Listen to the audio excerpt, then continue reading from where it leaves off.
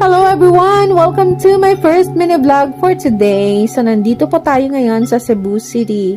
At hindi ko talaga pinalampas yung opportunity na mapuntahan itong isa sa dinarayang tourist destinations dito sa Cebu City. Ito ang Temple of Leia. So, sa bungad pa lang, napakaganda na ng tanawin. Apakalaki ng building. Nung hindi ko pa napuntahan to, akala ko kasing liit lang siya ng Taj Mahal. As if nakapunta sa Taj Mahal, no?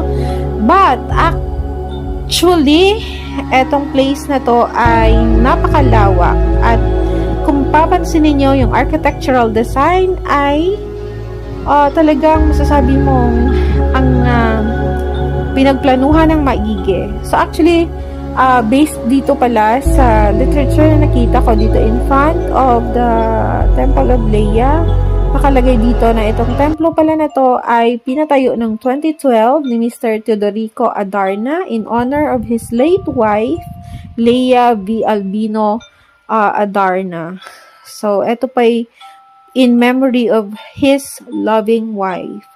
At napakaraming kwarto na makikita sa loob ng templo na ito, at bawat kwarto ay naglalaman ng mga antique items na talagang mapapansin mo na kinolekta pa from other parts of the world, no?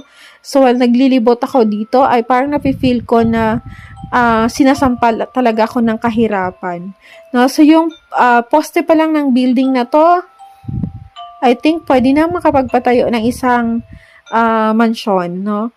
So, napakaganda, parang parang wala ka sa Pilipinas, no? Kapag nandito ka sa lugar na to.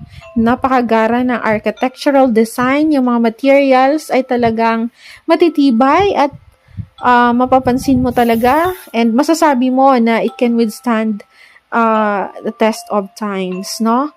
So, talagang sinadya na gamitin ang mga matitibay na material. So, pag nandito ka sa Cebu City, wag mong palampasin yung opportunity na mabisita ang lugar na ito.